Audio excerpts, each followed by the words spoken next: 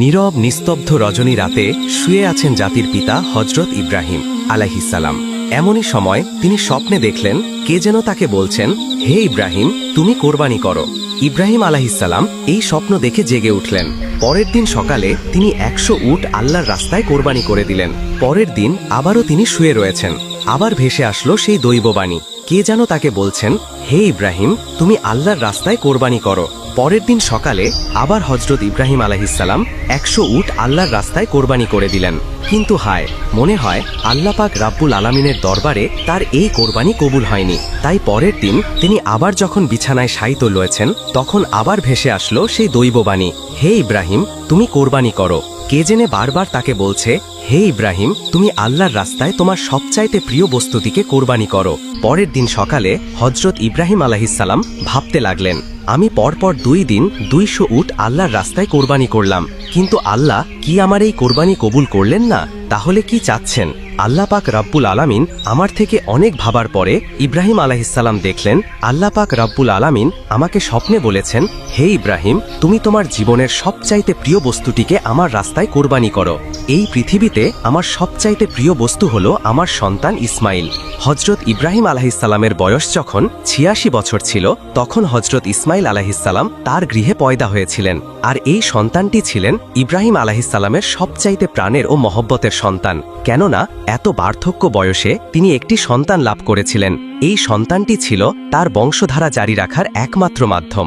কিন্তু আল্লাহ পাক রাব্বুল আলামিন যখন তাকে এই প্রিয় সন্তানটি কোরবানি করার জন্য বারবার তাকে আদেশ দিলেন, ইব্রাহিম আলাইহিসসালাম মনে মনে ধীর সংকল্প করে বললেন, এটাই যদি আল্লাহর অভিপ্রায় হয়, তাহলে যে ইসমাইলকে তার রাস্তায় কোরবানি করতে হবে, তাহলে আমি পিছপা হব না। আল্লাহ পাক রাব্বুল আলামিনের মহব্বত ও ভালোবাসা পাওয়ার পথে দুনিয়ার কোনো কিছুই আমার জন্য বাধা হয়ে দাঁড়াতে পারবে না। এরপরে আল্লাহর নবী হজরত ইব্রাহিম আলাইহিসসালাম তার একমাত্র পুত্র ইসমাইলকে আল্লাহর রাস্তায় কোরবানি করার জন্য দৃঢ় সংকল্প করলেন। যেই ভাবা সেই কাজ।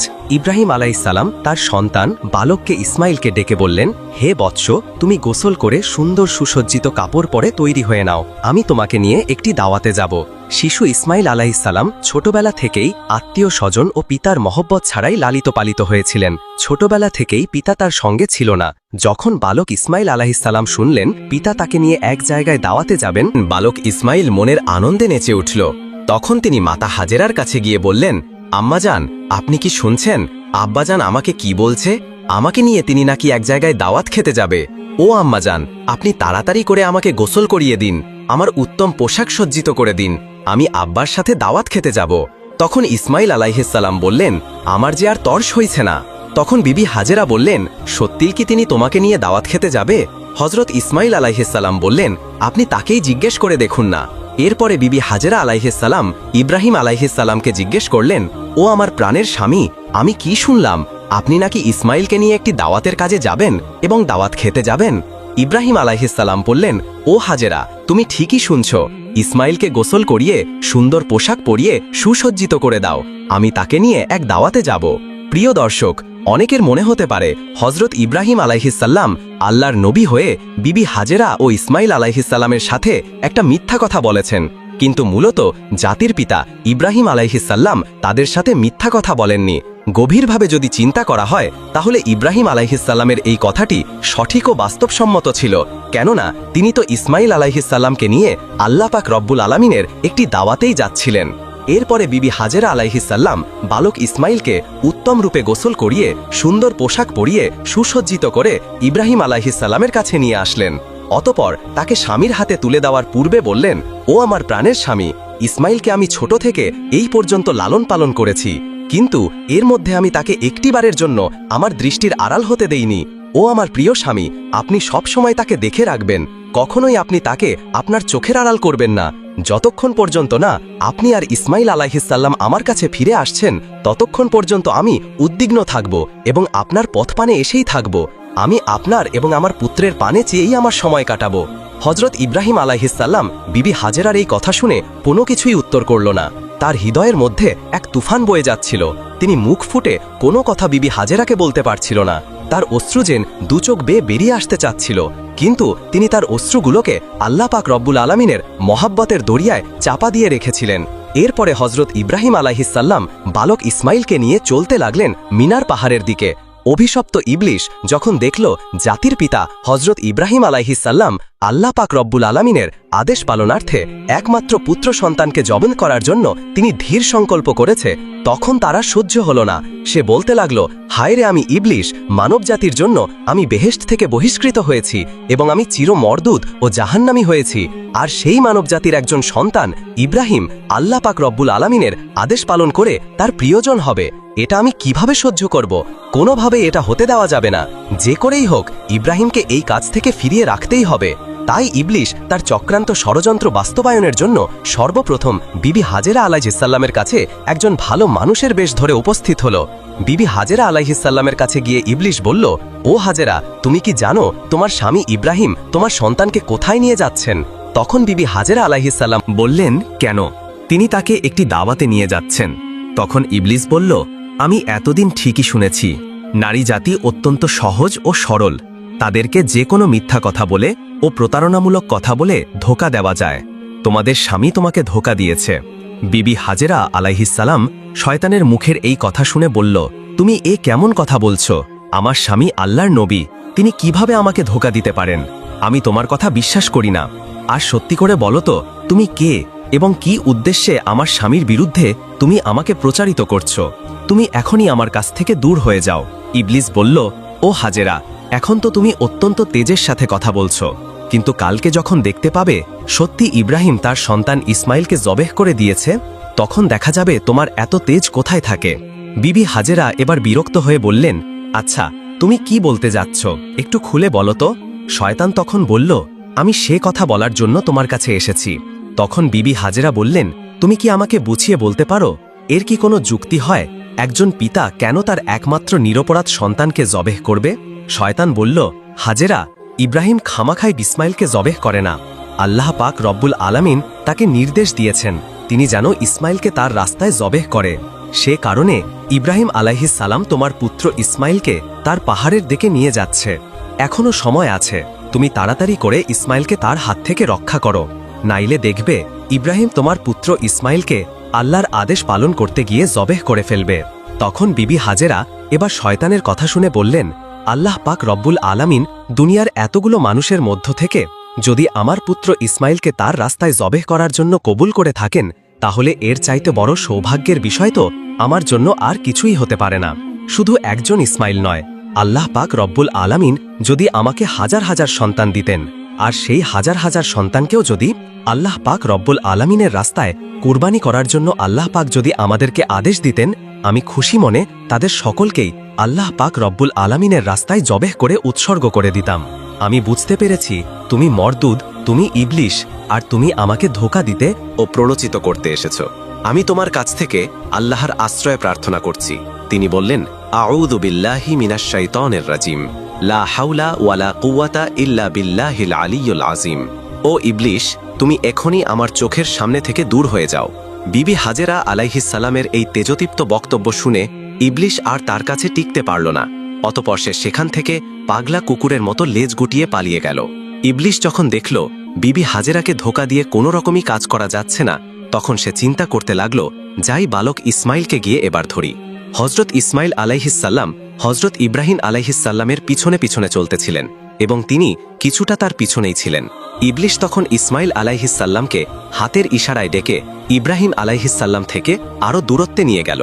এরপর সে ইসমাইল আলাইহিসসাল্লামকে বলল, ও ইসমাইল, তুমি কি জানো তোমার পিতা তোমাকে কোথায় নিয়ে যাচ্ছে? ইসমাইল আলাইহিসসাল্লাম বললেন, কেন দাওয়াত খেতে নিয়ে যাচ্ছে? তখন ইবলিশ বলল, ওহে বালক, তুমি তো অত্যন্ত কচি ও ছোট, তোমার মন সাদাসিদে ও ভোলাবালা, তাই তোমার পিতা তোমাকে দাওয়াত খাওয়ার কথা বলে ধোঁকা দিয়েছে।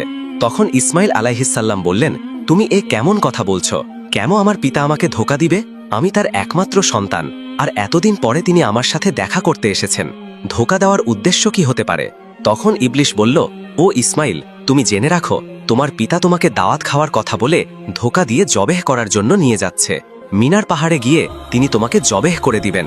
তখন ইসমাইল আলাইহিসসাল্লাম বললেন, এটার কি কোনো যুক্তি হতে পারে যে কোনো পিতা তার একমাত্র সন্তানকে বিনা কারণে জবা করে দিবেন? ইবলিশ তখন বললেন, ও ইসমাইল, তোমার পিতা বিনা কারণে তোমাকে জবা করবে না।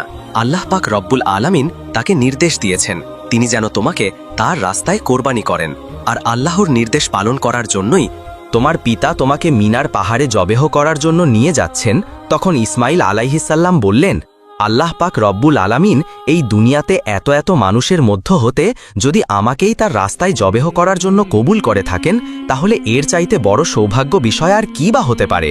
আমি বুঝতে পেরেছি তুমি হলে ইবলিশ। ও ইবলিশ, তুমি জেনে রাখো, আল্লাহ পাক রব্বুল আলামিন যদি আমাকে লক্ষ কোটি জীবন দিতেন, আর সেই লক্ষ কোটি জীবনকেও আল্লাহ পাক রব্বুল আলামিন যদি তার রাস্তায় কোরবানি করার জন্য কবুল করতেন, তাহলে আমি প্রতিবারই আল্লাহ পাক রব্বুল আলামিনের রাস্তায় কোরবানি হওয়ার জন্য প্রস্তুত থাকতাম।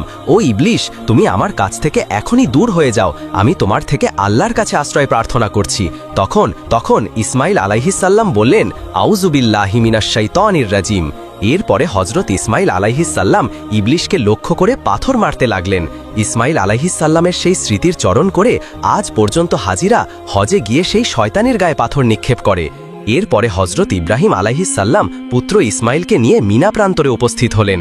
তাফসিরে রুহুল মানিতে রয়েছে, ইসমাইল আলাইহিসসাল্লামকে জবেহ করার পূর্বে জাতির পিতা হজরত ইব্রাহিম আলাইহিসসাল্লাম তার সাথে একটি পরামর্শ করে নিতে চাইলেন।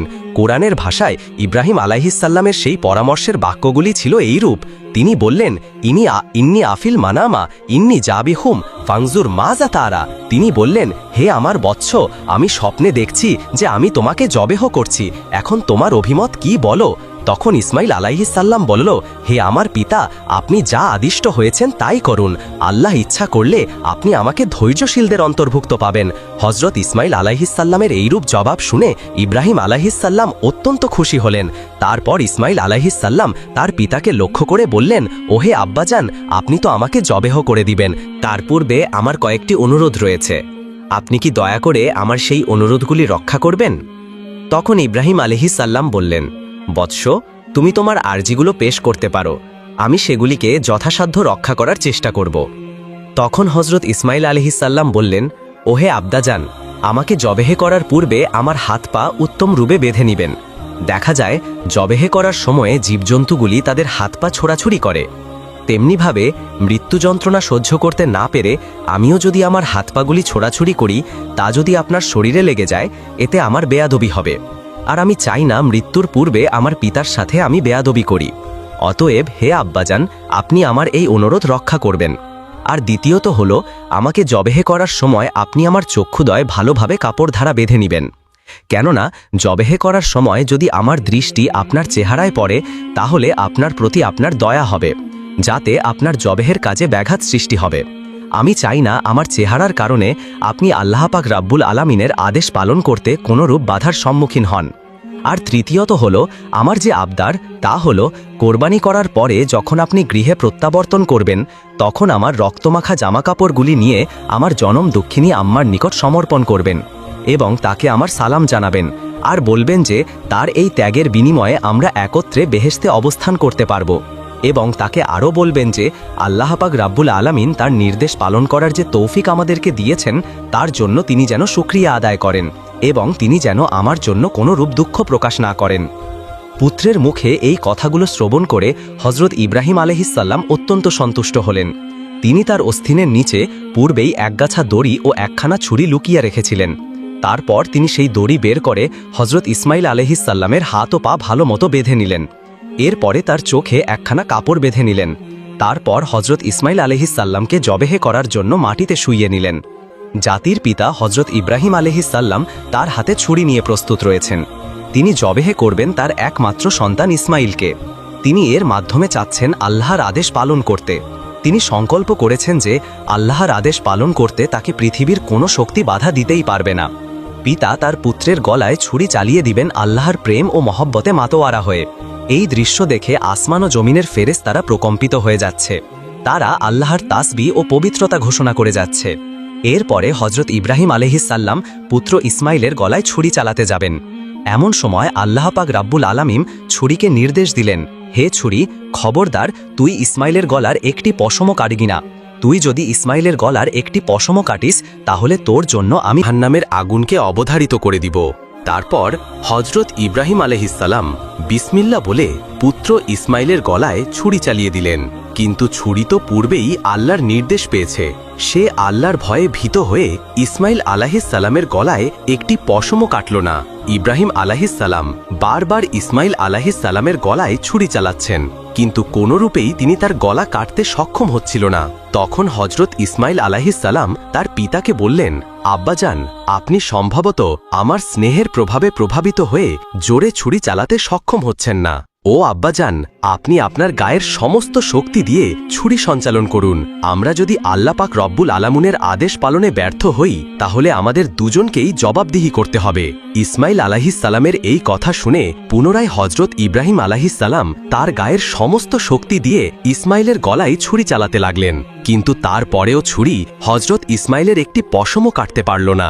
অনেকক্ষণ ধরে এভাবে ছুরি চালানোর পরেও হজরত ইব্রাহিম আলাইহিসসালাম একেবারে বিরক্ত হয়ে গেলেন। তারপর তিনি সজোরে ছুরিটিকে একদিকে নিক্ষেপ করলেন, আর সেই ছুরি গিয়ে লাগল একটি পাথরের গায়ে। সঙ্গে সঙ্গে পাথরটি দ্বিখণ্ডিত হয়ে গেল।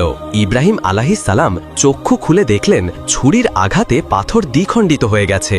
অতঃপর তিনি আবার ছুরিটিকে হাতে নিলেন। এরপর আল্লাহর নামে পুনরায় তিনি হজরত ইসমাইল আলাইহিসসালামের গলায় ছুরি চালাতে যাবেন। এমন সময় আল্লাহ পাক রব্বুল আলামিন হজরত জিব্রাইল আলাইহিসসালামকে হুকুম দিলেন, ওহে জিব্রাইল, তুমি বেহেশত থেকে একটি দুম্বা নিয়ে যাও, আর ইসমাইলকে সরিয়ে তার জায়গায় বেহেশতি দুম্বাটি রেখে দাও। হজরত জিব্রাইল আলাইহিসসালাম চোখের পলকে বেহেশত থেকে একটি দুম্বা নিয়ে তিনি চলে আসলেন।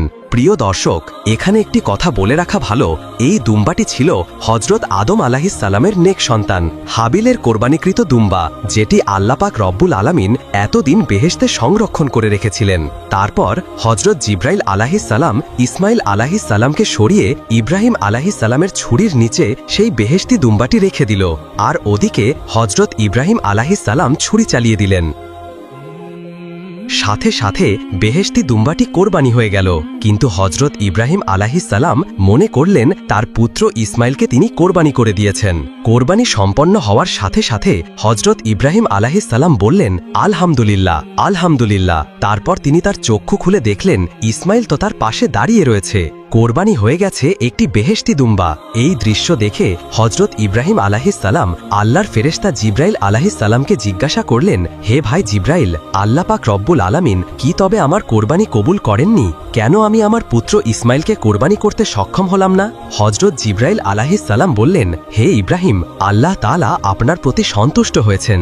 আপনি তার নির্দেশ পালন করতে গিয়ে স্বীয় পুত্রকে কোরবানি করতে উদ্যত হয়েছিলেন, এবং আপনার পুত্র যেভাবে আল্লাহর নির্দেশ মান্য করে স্বীয় প্রাণ তার রুহে উৎসর্গ করতে প্রস্তুত হয়েছিলেন, তাতেই আল্লাহ পাক রব্বুল আলামিন আপনাদের পিতা ও পুত্রের উভয়ের ওপরে অত্যন্ত সন্তুষ্ট হয়েছেন। তিনি আপনাদের উভয়কে পরীক্ষা করেছিলেন এবং আপনারা সেই পরীক্ষায় উত্তীর্ণ হয়েছেন। তাই আল্লাহ পাক রব্বুল আলামিন আপনার ওপর সন্তুষ্ট হয়ে বেহেশত থেকে একটি দুম্বা প্রেরণ করেছেন, আর সেই দুম্বাটিকেই আপনি কোরবানি করেছেন। হজরত জিব্রাইল আলাইহিসসালামের মুখ থেকে এই কথা শ্রবণ করার পরে হজরত ইব্রাহিম আলাইহিসসালাম পুনরায় আল্লাহ পাক রব্বুল আলামিনের শুকরিয়া আদায় করলেন। আল্লাহ পাক রব্বুল আলামিন হজরত ইসমাইল আলাইহিসসালামকে কোরবানি দেওয়ার সর্বশেষ পরিস্থিতির ওপরে আল কোরআনে উল্লেখ করেছেন, লাম আসলাহা ওয়াজাবিন ইব্রাহিম মোহসিন ইন্নাহু মিনাল মোহসিনিন। আল্লাহ পাক রব্বুল আলামিন বললেন, অতঃপর তারা যখন উবাই আল্লাহ পাক রব্বুল আলামিনের অনুগত্য প্রকাশ করল এবং ইব্রাহিম তার পুত্রকে জবেহ করার জন্য কাঁধ করে শায়িত করল, আর তখনই আমি তাকে আহ্বান করে বললাম, হে ইব্রাহিম, তুমি তোমার স্বপ্নের আদেশ সত্যিই পালন করলে, আর এভাবেই আমি সৎকর্ম পরায়ণদেরকে পুরস্কৃত করে থাকি। নিশ্চয়ই এটা ছিল একটা স্পষ্ট পরীক্ষা, আর আমি তার পরিবর্তে এক পুষ্ট জন্তু জবেহ করেছিলাম, এবং আমি তা পরবর্তীদের জন্য নিদর্শন করে রেখেছি। ইব্রাহিমের ওপর শান্তি বর্ষিত হোক। এভাবেই আমি সৎকর্ম পরায়ণদেরকে পুরস্কৃত করে থাকি। প্রিয় দর্শক, এই ছিল হজরত ইব্রাহিম আলাইহিসসালাম কর্তৃক তার পুত্র ইসমাইল আলাইহিসসালামকে কোরবানি দেওয়ার কাহিনী। আল্লাহ পাক রব্বুল আলামিন জাতির পিতা হজরত ইব্রাহিম আলাইহিসসালামের এই ত্যাগ তিতিক্ষা ও আল্লাহর প্রেম থেকে আমাদেরকেও শিক্ষালাভ করার তৌফিক দান করুন। সকলেই কমেন্ট বক্সে লিখুন আমিন। এরকম নিত্য নতুন ইসলামিক ঘটনা পেতে অবশ্যই আমাদের এই চ্যানেলটি সাবস্ক্রাইব করে পাশে থাকবেন। তো দেখা হচ্ছে পরবর্তী ভিডিওতে। সে পর্যন্ত আল্লাহ পাক রব্বুল আলামিন আপনাদের সকলকে ভালো রাখুন।